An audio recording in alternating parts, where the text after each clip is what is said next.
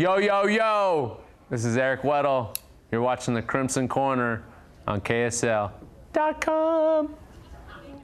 Nice. Eric Weddle left quite a legacy at the University of Utah and is now doing the same thing with the San Diego Chargers. He has quite a story to tell, which is why he's chosen to share it in a new book called No Excuses, No Regrets, the Eric Weddle Story. He was in Salt Lake City this past week on a book tour and stopped by our studio to have this conversation with Rod Zundel. Did you ever think, 20 years ago when you were in grade schooler that you would be on a book tour right now? No chance, no chance, let alone being in the NFL, playing at the U, let alone graduating high school. That was a far-fetched back in the day. Yeah. Now, we've, of course, followed you through your entire college career and into the pros, but this book tells a lot that we really didn't know. There's some good stuff here. What are you most proud about that this book delivers on your behalf? Just the other side of Eric Weddle, in a sense, what he's like outside of football, being a goofball, just being a dork. I'm just a fun, energetic kind of guy, and everyone goes through trials and hardships and ups and downs, and through my life I've been through some struggles, and all those things have accumulated to where I'm at today, and it's portrayed through this book by Trent Toon, and I think if everyone has a chance to read it, they'll have a better understanding of what I'm all about and hopefully learn something from it. Now, right off the bat, you talked about trials and tribulations. Right off the bat, you almost didn't make it into this world. Your mother had a difficult time. The doctors, according to your book, said, you know what, go home and wait for the miscarriage. Yeah, it's pretty crazy what my mom and dad had to go through. At 5 months, my mom's water broke, and she went in the hospital thinking, they told her the miscarriage was gonna happen, just a matter of time. So, just hang out, be better in the hospital and wait for it. And, obviously my mom and dad were distraught about it, and why me, why us? And, it goes into more detail, but obviously, she sewed herself up, and there was enough water in there that she was able to carry me full term, luckily. And kind of out of the blue. Yeah, I mean, they said basically that you're gonna lose your kid, and this was 28 years ago, so it's not like the medicine and all this other stuff we have nowadays. It's pretty amazing. My mom's luckily she's as strong as she is, and didn't take no for an answer, and held on to me. Going on in the next chapters here in your book, we all play Little League and we all have our stories, but you have a heck of a story. You were a lineman, a linebacker, and then explain that one day that changed the whole course of Eric Weddle's future. It was, we were playing San Dimas, and I was playing right guard, and my best friend Eric Avila, who I'm still best friends with now, that I talked to, he was playing left guard, and we were called like the Bash Bros. We're both named Eric, and we just thought we were so cool. And for whatever reason, the coach put me in. We were down in the game, he put me in a running back, and first carry I got, I made one little cut through the lineman and went through four or five guys and went 70 yards for a touchdown. And needless to say, that was the last time I played lineman. And that changed the course of your career forever. If it not for that day, you may not be sitting here right now. I probably wouldn't be. I'd probably be still playing lineman, and then eventually out of football because I was too small. Yeah, but then you'd have been just big. Yeah, I would have put on too much weight, and probably wouldn't have been too good for me. Then you go through, Little League, you go into junior high and high school, and you picked up the name, what is it, the washing machine? How'd you pick up the name washing machine? Because we never heard that when you played at the U. Because I did like a spin move all the time that no one, and I'd put people in the washing machine. So that's what they called me, and it's just funny. There's a lot of funny stories. It just makes me laugh thinking about it right now. All right, now let's bring in your better half, your lovely wife. Much better half. Yeah, Chanel. This is the best part of the book, in my view anyway, because it depicts your courtship that goes all the way back to high school when she wanted no part of you, the man, the big man on campus, did she? What's up with that? I know. She made it out to be like I'm some... I guess couldn't handle it at the time, but... Well, she said that you liked the ladies. She came back around. She said that you liked the ladies. Is that right, Chanel, in high school? Yes. And you just wanted a no friendly part of kinda a guy that though. was that friendly? I'm just outgoing. You know, I give hugs. I gave a hug to you. You know, Yeah? it doesn't mean I'm crazy. Okay, so he was flirting with you in high school, and you told him to, you know, back off, right? Yes. Why? You didn't see it? Well, I did see it, but he was kind of cocky, kind of overconfident. It was the guy that everyone wanted to be, and the girls all wanted him, and I don't know. I was just more down to earth and wanted to humble him, I guess. He was but- kind of immature. And that's well flirty. depicted in the book. And then one day you wrote him a letter, according to what I read in the book, and you apologized for being rude. Yeah, kind of standoffish. He would try and talk to me, and I would just walk away or act like I didn't hear him, and it was hard, but it was, I mean, got it to where we are now, so. Then you got together and you became high school sweethearts. Boom. Okay. Ran the show. Yeah, it worked out. And then, okay, she came to Utah State. State, Yes. to play soccer the year before. All right, then you came to Utah and you kind of lost touch until a tough day for your football career, which you thought, which turned out to be a blessing in disguise. September 2004, game 1 of the season up on the hill against Texas A&M, you hurt your knee. Yep. It was on ESPN a Thursday night. You were in Spokane getting ready to play a soccer match the next night. What happened? It says it in the book, but tell us what happened. We were in a hotel room, my teammates and I, just visiting, playing games, whatever we were doing. And one of my friends runs in and they're like, "Are you guys watching the Utah game?" And I was like, "No." And they're like, "Eric's hurt," and he was on the sideline and he hurt his knee.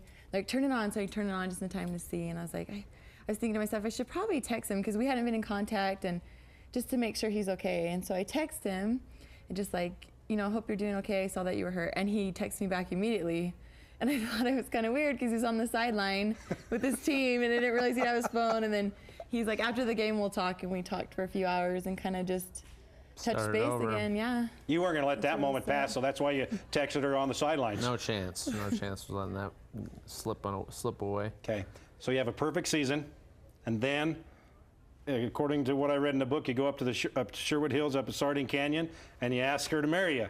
Yeah. And she said yes. Luckily, I know. I'm a lucky man, and it was. I can remember like it was yesterday. Had a nice little platter of desserts. Showed her. Boom. Came back out. She picked one. I brought it back, and there's the ring. And did I get on a knee? I can't remember. Thought you could remember it like this. I just remember the dessert part. Blame it on football. Okay, but you still had a problem. Okay, you were playing at the U. You were playing at Utah State. Did he ask you to transfer to the Ute? I think he wanted me to, but he didn't want to ask me. Now, right here, it does say it a little bit. I think page 134. Did you ask him to transfer to Utah State?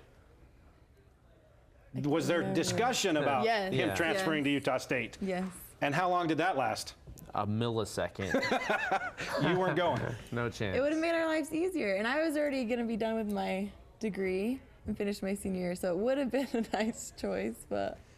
So he You stays would've at gone you, for it. you stay in Aggie, and you live in Riverdale, and you have Yeah. to commute back and forth. That was an Yes. adventure. One of the best times we've ever had. That's awesome. We have to show earlier in the week, you were also a part of your book tour, I believe, in San Diego at another sports show, and your son Gage, he's 3 years old, right? Yeah, You look needed at to him show go. off the guns. Here it is. During your interview, what is, boy, you're starting him young. I kid you not, like, I don't know, maybe like 6 months ago, we would play catch, and I'm like, if you drop the ball, you got to give me push-ups. And he'd literally maybe do like one, and he'd be like, "No, I hate doing it." And so Chanel took him to the movies, and he got on the sugar rush because she got him a bunch of candy. And needless to say, we got back to the house, and it was like 8:30, and he's just running around the car. I'm like, "Gage, do some push-ups." And he did like 12 in a row, and I was just in shock. I'm like, this kid's gonna be 4 in July. So I went on TV, and we're all hanging out. He's on set, and I'm like, "Gage, show him how you do push-ups." So he showed him, and then at he the loved end, every second of it. the host he's like, "Gage, why don't you do some push-ups for us?" So he's my little man. I love him. Not a day, second goes by that not wishing he was right here, just playing catch with him. Well, it didn't fall too far from the tree because I remember you and Morgan Scally coming on Yeah. Sports Beat all the time and just hamming it up. And so he knows when the camera's rolling. He knows. He must give him his dad, I guess. I don't know. truth! You can't handle the truth! The truth to the 20, to the 50, punishes the corner.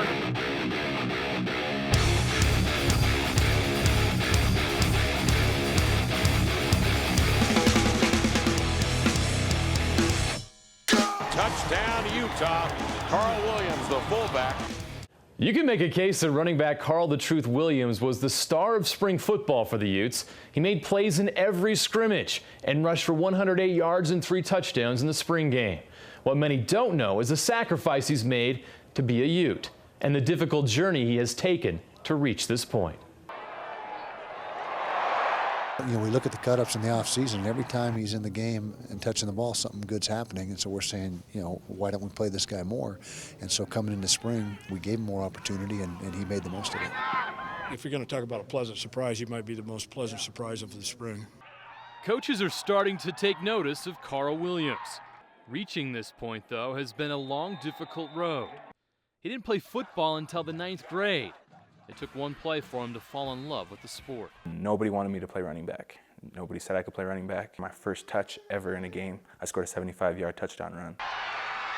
He wasn't even the starting running back as a senior at Layton High School, until an injury gave him the opportunity to prove himself. He took advantage, rushing for 996 yards and 11 touchdowns. I knew I could play with the best. I could play at any level of college, and I just wanted that opportunity. His senior year was impressive, but he received very few scholarship offers. He chose to play at Southern Utah. It was a good experience. I played as a true freshman down there, but it didn't fit me. I got a taste of San Diego State, and I saw the atmosphere there and the crowd and the stadium, and I said, I want this. I want to play with these at this level. I can play here. I can do this. And I called my mom and dad up and said, I want to transfer. I didn't necessarily know where I was going to go, but I just said I wanted to transfer. Karl gave up his full-ride scholarship to walk on at the University of Utah. It's hard. It's probably one of the hardest things I've gone through in my life, but I feel like giving up that scholarship has made me a better person and a better man. He would soon take on even more responsibility. He married Kiana Fanua in 2012. They would soon welcome a son named Kale. Life was already a challenge for Karl, and now he needed to provide for a family. I had a few small part-time jobs, like working valet and working with little kids or working at law firms. Every day he left at 5:30, 5 o'clock in the morning, wouldn't come back till 7. He's such a hard worker. He would even help with Kale because he's such a light sleeper. So he has done so much for our family. And for 3 years, Williams battled through long days and sleepless nights with the love and support of his family. He was having such a hard time, feeling down on himself, and we'd always just tell him hard work will pay off. Handoff this time, Karl Williams. The truth to the 20, to the 15, punishes a corner. After 2 years on special teams, Williams earned reps at fullback in 2012. He scored his first touchdown against Arizona State. The same week, his grandmother passed away. And cruising into the end zone, touchdown, Utah. Karl Williams, the fullback. Coaches started to take notice of his hard work and dedication. We got a guy in this program who for the last several years has done nothing but bust his butt, do everything that's asked of him, get good grades, take care of business on and off the field, and never say a word, never ask for anything, just all he does is produce. Okay, that guy has now earned effectively a full ride scholarship. Karl "The Truth" Williams.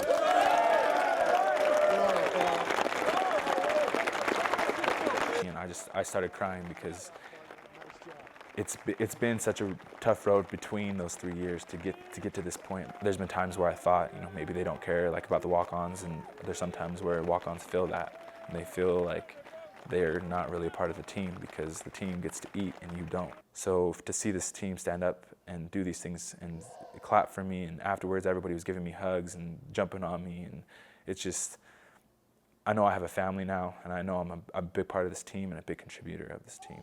Karl has a great story to tell, but for him it's just getting started. I want the ultimate goal. I want to make it to the NFL. I want to provide for my family, and I didn't feel like I could do it if I was in the shadows and didn't get the opportunity. But, you know, now I've kind of opened up a door, and I'm stepping through it with arms open. Karl will enter this fall second on the Utes depth chart at running back, along with James Bubba Poole and Lucky Radley behind starter Kelvin York. The running back battle will be fun to watch when camp gets underway in August. Coach Kyle Whittingham and the Utah football program are conducting their 9th consecutive year of youth and high school football camps this June. Sessions are scheduled for 2nd through 12th grades for all levels of football experience. Here's a little sneak peek at what those camps look like. Have fun. In fact, that's the #1 rule. Everybody's here to have fun. We're going to have a great time this week. Cross right on one-on-one. Ready? Set, hike. Imagine playing in this stadium. All right, all these stands are full. You got a lot of great coaches here that are coaching you guys. Listen to what they have to say. There's not one day that goes by in this program that we don't talk about trust and accountability. You will become a better football player this week, and we're going to have a lot of fun at the same time. End around, gets a block from Williams.